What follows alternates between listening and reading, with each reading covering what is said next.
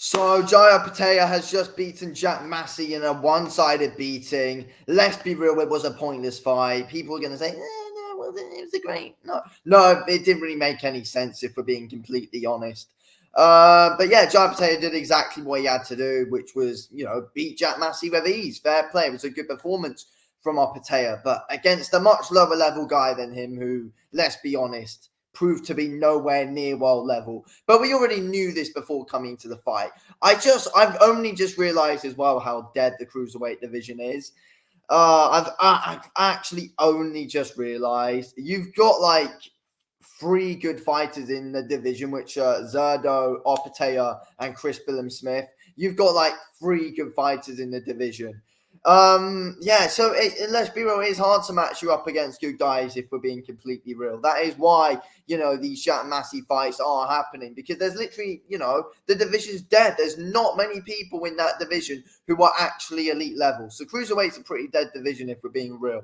But look, in that performance, Opetaia did exactly what he had to do in the end, to be fair to him. He did exactly what he had to do. Stuck behind his jab quite well. His feints with the lead hand are very good. Jai Opetaia's are. They are very good feints with the lead hand, which really do put you off. Body work from Jai Opetaia was really good today as well. Won every single round, basically, there against Jack Massey and, beat up, the bigger man. Massey looks to be quite a bit bigger than Opetaia, and Opetaia just walked him down with ease, went to the body, mixed it up top, really just, destroyed the face of Jack Massey in that fight. Opetaia wrecked the face of Jack Massey with ease, and, we're mixing up his shots well, but let's be real, in that fight, Jack Massey was basically the definition of a moving punching bag. There was literally nothing coming back from Jack Massey, but again, no, it's difficult when you're fighting someone who is like an elite guy in Jai Opetaia. Like, I think Jai Opetaia's resume is really overrated. Like, there's the only good win on there is Marius Breedis, and he beat him twice. That's the only good win on there, and that's it. Other than that, Jordan Thompson, that would probably be the next one. It's like, that's not a great win overall, to be fair. Jordan Thompson's not elite level. He's not even world level. Ellis Zorro, he's literally British level. He's probably below British level. And Jack Massey's basically British level at best. So it's like, there's just not enough competition in this division whatsoever, if we're being completely honest.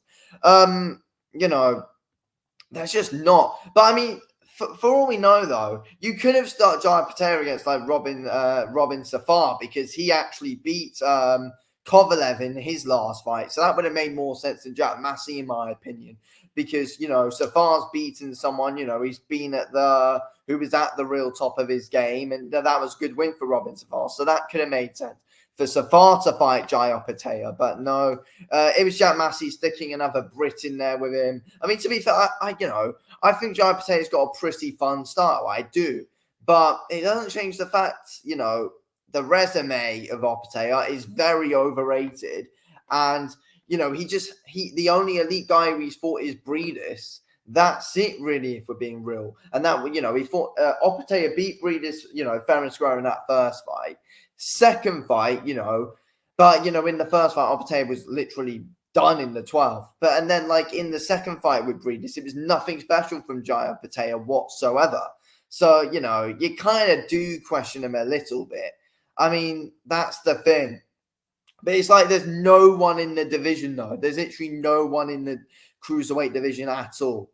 But, look, with Opetaia, in that fight with Jack Massey, he just did what he had to do, really, and that was just beat him up, back him up. Opetaia cut off the ring really well. He did exactly what had to be done, to be fair. The game plan was just simple from Opetaia, just be able to keep him at range, just do well at mid-range as well, dig into the body, dig in some big sneaky shots, and Opetaia is unpredictable.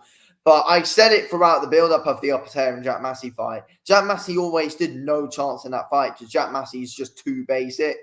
That's why, Jack Massey's not elite level. He's good at a good few things.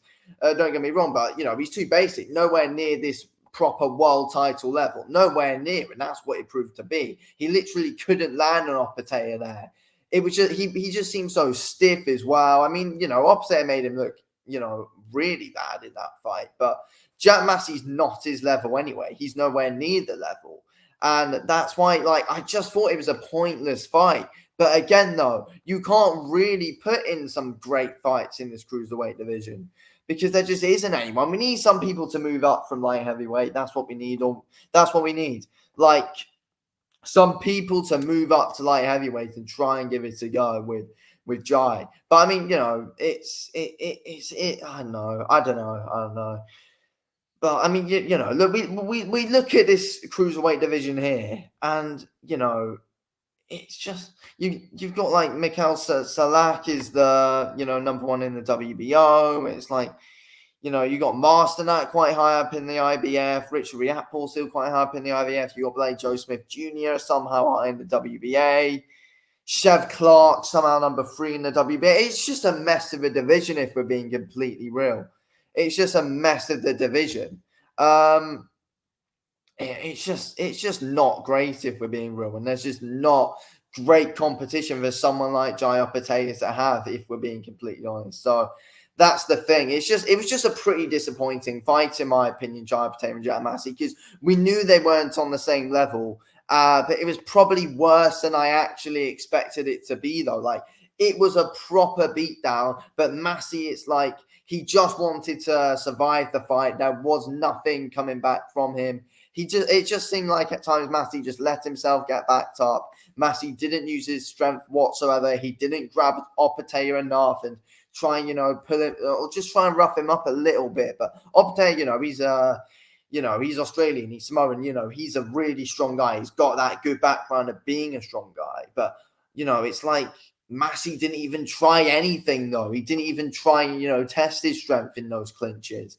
Didn't try and go for some big thumping ones to the body. Like, Massey just, yeah, I mean, you know, he's just not on the level, though, is he? But, you know, it's just like there's no one at world level in this cruiserweight division. That's the thing. It's such a disappointing division, and not enough people realize it. It's an awful division right now. That's the thing. But yeah, anyway, thanks for watching this video, Keels. I'll speak to you on the next one.